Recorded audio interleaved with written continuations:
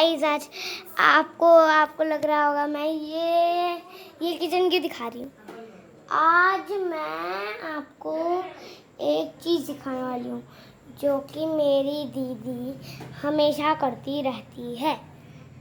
कारनामे, ये देखिए, पहला कारनामा, दूसरा कारनामा, तीसरा कारनामा, चौथा कारनामा। वो देखिए,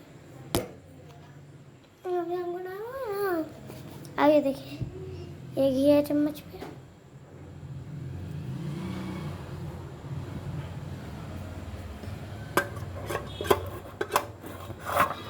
देखिए गाइस, मैंने घी निकलता है इसी।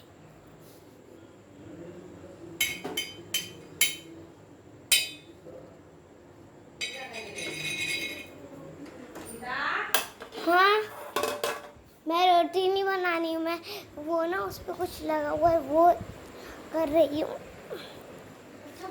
तो हे गाइस, आपको कैसी लगी ये वीडियो? अन्ना दीदी ये देखी जा रही है। वो देखिए, दिखाइए।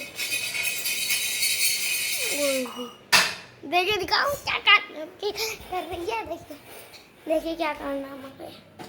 देखिए देखिए, घुस घुस के देखिए। देखिए एक और कारनामा, पूड़ी बना देती इससे बढ़िया। मुझे भी पूड़ी बनानी।